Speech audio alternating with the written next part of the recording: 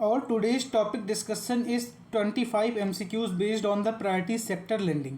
कल हम लोगों ने पढ़ा था कि प्रायोरिटी सेक्टर लेंडिंग होती क्या है, इसकी ज़रूरत क्या थी, बैंक्स के लिए इसकी लिमिट्स क्या हैं और कौन कौन से सेक्टर प्रायोरिटी सेक्टर में आते हैं। आज हम लोग टॉप 25 MCQs का डिस्कशन करेंगे।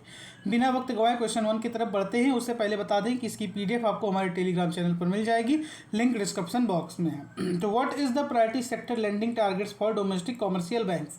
डोमेस्टिक कमर्शियल बैंक्स के लिए टारगेट जो है 40% उनके ANDC का है, यानी कि टोटल अगर वो लोग 100 रुपये लोन देते हैं, 100 रुपीज़ का वो लोग लोन देते हैं, तो उनको 40 रुपीज़ PSL में लोन देना ही देना पड़ेगा।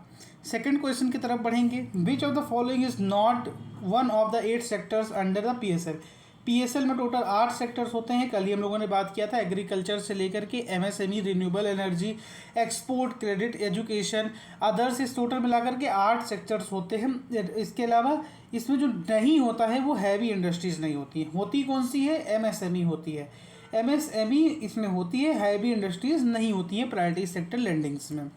आगे बढ़ेंगे। What is the PSL target for regional rural banks, RRBs और स्मॉल फाइनेंस बैंक के लिए क्या है इसका टारगेट? तो 75% PSL टारगेट होता है इन सब के लिए। नेक्स्ट क्वेश्चन नंबर 4 की तरफ बढ़ेंगे। What is the specific sub target for agriculture lending of domestic commercial banks. 40% तो उनका PSL को देना रहता है, लेकिन इस 40% में से 18% उन्हें स्पेसिफिकली एग्रीकल्चर से लैंडिंग करनी पड़ती है, यानी किसानों को देना पड़ता है। वो उनके ट्रैक्टर के लिए हो सकता है, किसी इक्विपमेंट के लिए हो सकता है। Under PSL guideline, what is the maximum loan limit for education in India and abroad. India abroad में आपको पढ़ना है तो एजुकेशन लोन आपको मिल सकता है अंडर PSL, बट उसकी जो मैक्सिमम लिमिट है वो 25 लाख रुपए रखी गई है, इससे ऊपर का आपको नहीं मिलेगा। What is the sub targets for lending to weaker sections for domestic commercial bank. Weaker section के लिए टारगेट है 12%, एग्रीकल्चर के लिए 18% था, इनके लिए 12% टारगेट है। Foreign bank with less than 20 branches have a total PSL target of. Foreign bank जिसकी 20 से अधिक ब्रांचेज हैं उनके लिए भी 40% है। फॉरेन बैंक जिनकी 20 से कम ब्रांचेज है उनके लिए भी 40% है। फ़र्क क्या है? जो जिनकी 20+ ब्रांचेज हैं उनके लिए बाइफरगेट किया गया है कि आपको एग्रीकल्चर में इतना देना है, MSME में इतना देना है, एजुकेशन में इतना देना है, यानी सारे सेक्टर्स के लिए उनका अलग अलग बताया गया है। लेकिन जो जिनकी 20 से कम ब्रांचेज हैं उनका ओवरऑल 40% होना चाहिए। वो हो सकता है तो MSME को ही सारा दे दें या स्टार्टअप्स को दे दें, अदर्स में एजुकेशन, कुछ भी करके वो 40% आपका मेंटेन रखेंगे, PSL लेंडिंग करेंगे। Which categories of banks has a deadline for of March 31, 2026 to reach the 75% of PSL target. तो प्राइमरी अर्बन कोऑपरेटिव बैंक्स को ये टारगेट दिया गया था कि 31 मार्च 2026 तक उनको 75% PSL का अचीव करना ही करना है।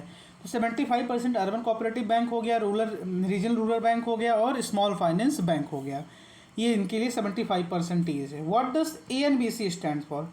ANBC stand for adjusted net bank credit, यानी एक बैंक कितना लोन टोटल दे रहा है वो उसकी क्या हो गया? एडजस्टेड नेट बैंक क्रेडिट हो गया। इसी के बेस पर PSL निकलता है। अगर कोई 100 करोड़ का लोन दे रहा है तो उसमें 40 करोड़ अगर दे रहा है तो 40 करोड़ किसका? उसके एडजस्टेड नेट बैंक क्रेडिट का वो 40 करोड़ दे रहा है। Loans to which of the following are considered under the social infrastructure. Social infrastructure से हमारा तात्पर्य है हॉस्पिटल्स, स्कूल्स, इसके अलावा वाटर फैसिलिटीज़ हो गई, क्लीनिंग फैसिलिटीज़ यानी कि टॉयलेट्स कहीं बन रहे हैं, उन सब के लिए ये सारे के सारे सोशल इंफ्रास्ट्रक्चर में आ गए, तो ये भी PSL के अंतर ही निर्धारित हैं। Shopping mall, software park, cinema halls, ये सब नहीं आते इसमें, बस जो सोशली इम्पैक्ट करें वही सब इसमें इंक्लूडेड रहते हैं। What is the loan limit for renewable energy projects like solar power generators for house hold. घर में अगर आप किसी भी तरीके का रिन्यूएबल एनर्जी का रिसोर्स लगा रहे हैं तो उसके लिए आपको अधिकतम 10 लाख रुपए तक का PSL के तहत बैंक लेंडिंग कर सकते हैं, बैंक आपको लोन दे सकते हैं। For micro enterprises the sub target for domestic commercial banks is. Micro enterprises के लिए 7.5% है, डोमेस्टिक कॉमर्शियल का सारा हो गया। एग्रीकल्चर के लिए 18% था, बीकर सेक्शन के लिए आपका 12% था और ये हो गया 7.5%, बाकी 2.5% बचा, तो ये अदर सेक्टर में ये लोग दे सकते हैं।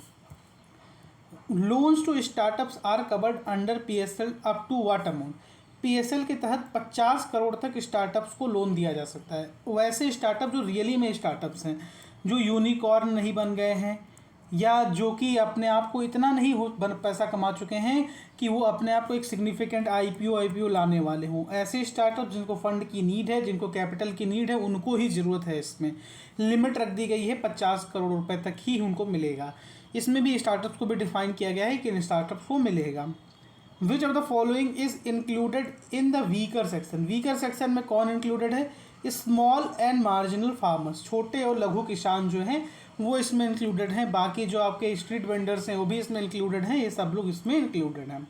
If a bank fails to meet a PSL target where must the shortfall be deposited. अगर bank suppose domestic commercial bank अपना 40% PSL टारगेट नहीं अचीव कर पाते हैं तो जितना उनका बचा रहेगा, सपोज वो लोग 35% अचीव कर लेते हैं, 5% रिमेन रह जाता है, तो ये 5% उनको रूरल इंफ्रास्ट्रक्चर डेवलपमेंट फंड यानी RIDF rural infrastructure development fund में ये 5% डालना पड़ेगा।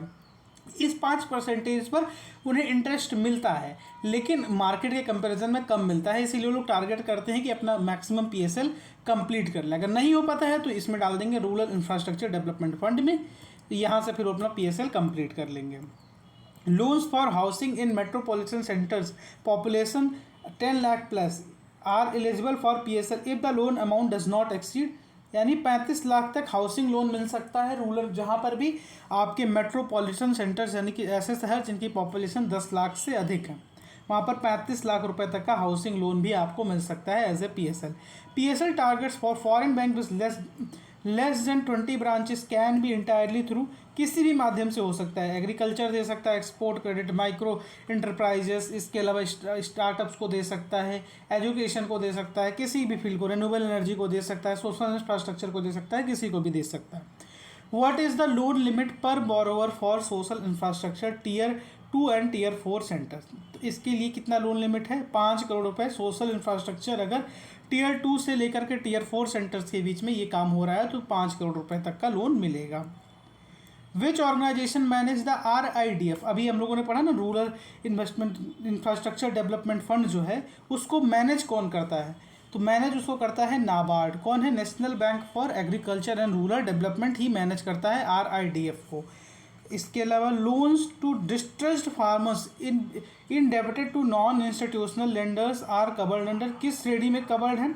तो ये PSL सेक्टर के अदर्स श्रेणी में, अदर्स श्रेणी में जो भी फार्मर्स हैं इनको नॉन इंस्टीट्यूशनल अगर लोन चाहिए तो वो किस में कवर है? PSL में। अगर इनको इंस्टीट्यूशनल लोन चाहिए अपने इक्विपमेंट्स के लिए या ऐसे चीज़ों के लिए जो फार्मिंग से जुड़े हैं, फार्मिंग से जुड़े हुए हैं, तो वो तो एग्रीकल्चर सेक्टर में है, लेकिन नॉन इंस्टीट्यूशनल लेंडर्स अगर हैं ये, तो ये लोग अदर्स श्रेणी में आ जाएंगे। PSLC क्या होता है? PSL मतलब तो हो गया प्रायोरिटी सेक्टर लेंडिंग। अब C लगते ही क्या हो गया? सर्टिफिकेट। बेसिकली जब आपको लैंडिंग होता है तो आपको एक सर्टिफिकेट भी इशू किया जाता है कि आपको PSL के तहत यह लोन प्रोवाइड किया गया है, तो वैसी वो बोलते हैं priority sector lending certificates. Next question, how many certificates PSLs are there? तो PSLs में टोटल 4 तरीके का सर्टिफिकेट होते हैं। Agriculture certificate, small and marginal farmer certificate, micro enterprises certificate and general certificate. बाकी जो इसके अलावा लोन्स मिलते हैं उस सबके सब उनके लिए जनरल सर्टिफिकेट मिलता है। तो टोटल 4 सेक्टर्स हैं, 4 कैटेगरीज हैं PSL के सर्टिफिकेट्स की। What is the target for small and marginal farmers with in the agriculture सब टारगेट? एग्रीकल्चर सब टारगेट के अंदर स्मॉल एंड मार्जिनल फार्मर्स के लिए 10% एक्स्ट्रा टारगेट रखा गया है कि अगर उनको 18% करना है तो उसका 10% स्मॉल एंड मार्जिनल फार्मर्स में होना चाहिए। ये किसके लिए था? FY 25-26 के लिए था। Loans to khadi and village industries sector यानी KVIC, khadi and village infrastructure industries sector are eligible for classification under which sub category? किस सब कैटेगरी में आएंगे ये लोग? तो ये लोग माइक्रो इंटरप्राइजेस में आएंगे। कौन? Khadi and village industries sectors, ये लोग आएंगे माइक्रो इंटरप्राइजेस में इस सब कैटेगरी के अंदर में। 25वें क्वेश्चन पर बढ़ेंगे हम लोग। Which of the following bank are exempted from PSL target? कौन PSL टारगेट से एग्जेम्प्टेड है? तो पेमेंट्स बैंक एग्जेम्प्टेड है। क्यों? क्योंकि पेमेंट बैंक कोई भी तरीके का लोन दे ही नहीं सकते हैं, तो वो इसमें आएंगे कैसे? तो यानी कि पेमेंट्स बैंक के ऊपर PSL की कोई लिमिट नहीं है, क्योंकि वो लोग लोन ही नहीं दे सकते बेचारे, तो वो कैसे उनके ऊपर PSL कैसे कंपलसरी किया जाए या PSL उनके ऊपर लगाया कैसे जाए? तो पेमेंट्स बैंक के ऊपर PSL नहीं लगता है, उनको PSL का कोई लेना देना नहीं है, ये टारगेट्स उनके लिए नहीं होते हैं। ये रहे टॉप 25 MCQs PDF की लिंक आपको डिस्क्रिप्शन में मिल जाएगी, वहाँ पर जा कर के टेलीग्राम से जुड़ के PDF आप लोग डाउनलोड कर सकते हैं। और इसके अलावा क्विज़ेस के लिए भी टेलीग्राम चैनल पर जुड़ जाइएगा, उसकी भी लिंक आपको डिस्क्रिप्शन बॉक्स में मिल जाएगी।